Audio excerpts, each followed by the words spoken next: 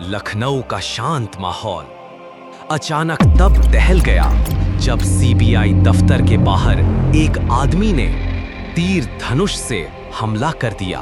एक लखनऊ का शांत माहौल अचानक तब दहल गया जब सीबीआई दफ्तर के बाहर एक आदमी ने तीर धनुष से हमला कर दिया। ये कोई फिल्मी सीन नहीं था, ये एक सच्ची घटना थी। दिन था शुक्रवार और समय दोपहर के करीब। लखनऊ के हजरतगंज स्थित सीबीआई दफ्तर में हलचल मच गई थी। सीसीटीवी कैमरा में जो नजारा कैद हुआ वो किसी को भी सन्न कर देने के लिए काफी था। एक आदमी जिसका नाम था दिनेश मुर्मू, हाथ में लकड़ी का धनुष, कमर पर 5 तीखे बाण और आंखों में सिर्फ एक ही लक्ष्य, सीबीआई दरोगा वीरेंद्र सिंह। उसने झटके में एक तीर निकाला, कमान में चढ़ाया और निशाना साधा सीधे दरोगा के सीने पर। तीर जाकर धंस गया और अफरा तफरी मच गई। वीरेंद्र सिंह जान बचाकर दौड़ा। आसपास खड़े लोग सहम गए, लेकिन दिनेश रुका नहीं। वो पीछे पीछे दौड़ा, मानो उसके अंदर वर्षों से भरा ज्वालामुखी अब फूट पड़ा हो। लेकिन सवाल था, क्यों किया दिनेश मुर्मू ने? ऐसा आखिर कौन सी आग थी जो इतने सालों तक सुलगती रही और आज इस रूप में फूटी? ये सिर्फ एक हमला नहीं था, ये एक ऐसी कहानी थी जो अन्याय, बेबसी और व्यवस्था की विफलता को उजागर कर रही थी। वर्ष था 1995।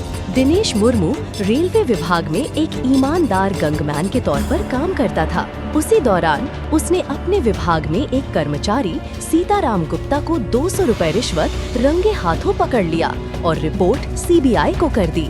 जांच अधिकारी थे वही वीरेंद्र सिंह।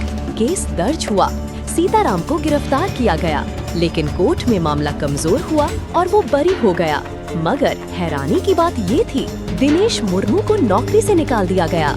उस पर आरोप लगाया गया कि उसने गलत शिकायत की। नतीजा, एक ईमानदार कर्मचारी जिसने सिस्टम को सुधारने की कोशिश की खुद ही बेरोजगार हो गया। साल दर साल बीतते गए। दिनेश मुर्मू के संघर्ष की कहानी शुरू होती है। न्याय की उम्मीद में दिनेश अदालतों के चक्कर काटता रहा।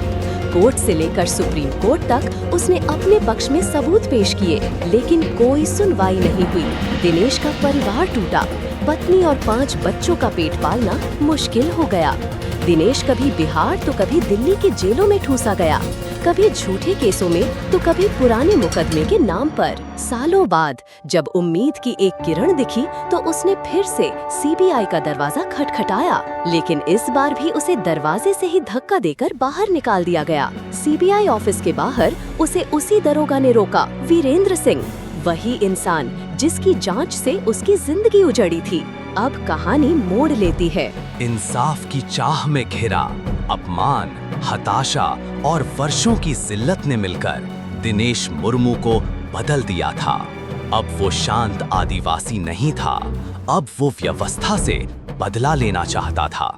अपने गांव से वो एक साधारण लकड़ी का धनुष लाया, बांस की छड़ियों पर धार लगाकर उन्हें बाण की शक्ल दी और 10 दिनों तक लगातार उन्हें नुकीला बनाता रहा। वो तैयार था इंसाफ का जवाब अपने ही तरीके से देने के लिए। फिर से घटना स्थल सीबीआई ऑफिस, शुक्रवार दोपहर लखनऊ में वो सीबीआई दफ्तर पहुंचा। जैसे ही वीरेंद्र सिंह बाहर निकला, तीर कमान उठाया और वार कर दिया। उसे कोई अफसोस नहीं था। पूछताछ के दौरान भी दिनेश ने साफ कहा, मैंने भ्रष्टाचार के खिलाफ आवाज उठाई थी, लेकिन मुझे ही सजा मिली। मेरी नौकरी गई, मेरा घर बर्बाद हुआ। अब मैं और चुप नहीं रहूंगा। उसने ये भी कहा कि 10 दिन पहले भी वो ऑफिस आया था, लेकिन उसे अपमानित करके भगा दिया गया। अब वो अपने अपमान का बदला लेने आया था। बिहार के मुंगेर जिले के एक छोटे से गांव राड़ोड़ी का निवासी दिनेश मुर्मू आज से कुछ साल पहले तक एक सामान्य आदमी था। शादी के बाद हरकुंडा नाम के गांव में बस गया था। उसके परिवार में पत्नी रूपया देवी, 3 बेटे और 2 बेटियां हैं। उसका एक बेटा दिव्यांग है और पूरा परिवार बुरे हालातों में गुजर बसर कर रहा है। पत्नी ने बताया, रेलवे से निकाले जाने के बाद दिनेश बिल्कुल टूट गया था।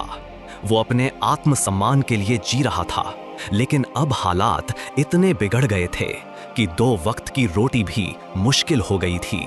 दिनेश मुर्मू का ये कदम हिस्सा था ये कानून के खिलाफ था, लेकिन इसके पीछे छुपी पीड़ा को नजरअंदाज नहीं किया जा सकता।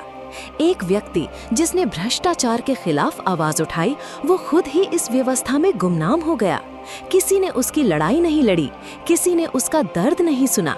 क्या हम एक ऐसी व्यवस्था में जी रहे हैं जहां ईमानदारी की सजा मिलती है?